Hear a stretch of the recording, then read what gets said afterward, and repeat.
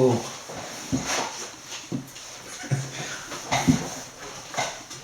Oh man, I don't know even know what I should do, or even where I should start. I suppose the best thing to do is to start from the very beginning, isn't it?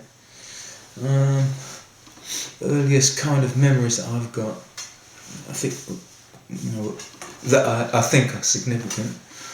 I was born to parents, Jamaican parents that came to England in the early 50s, early to mid 50s.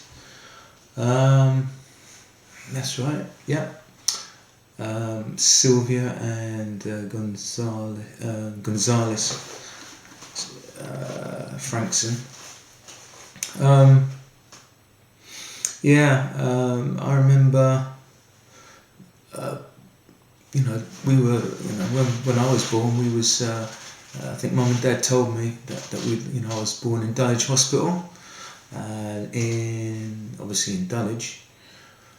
But they lived in Brixton at the time, and not shortly after that, then I think when they moved down to Forest Hill, because those living in Forest Hill was the earliest memories that I can actually recall.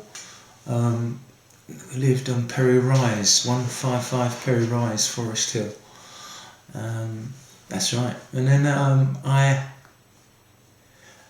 Mum and Dad, obviously Mum had to work, so she was working for a company called Grundig at the time. Believe Dad was working as a carpenter still in the building trade.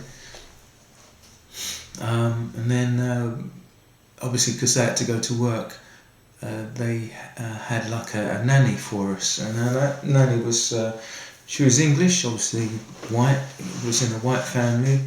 That's great. I mean, makes no odds to me because I didn't know any better at the time. Not that I should know any better, but the Oakleys.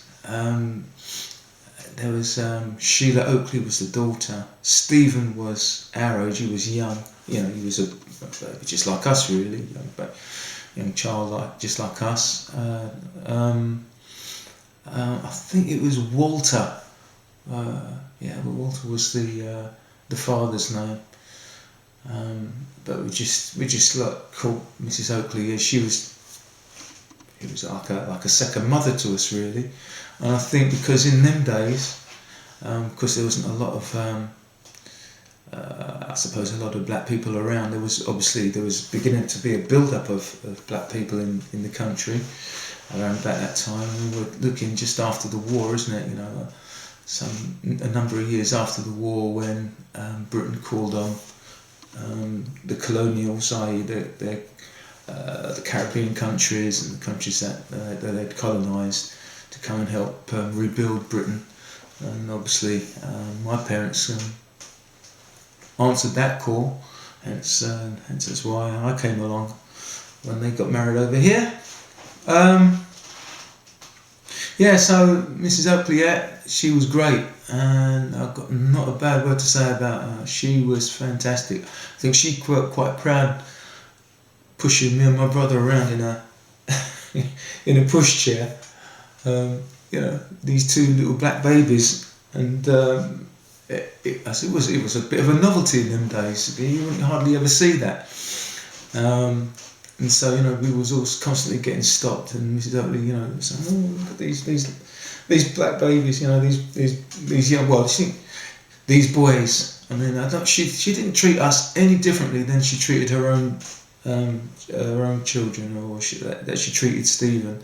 Well, I think that was a testament, to her. She didn't see us as any different to her own children, and I think she loved us just as much, because I can feel that love for me and my brother that she had. That it's the same type of love that she had for her own child, Stephen. Those were the early days. I've got good vibes about those days.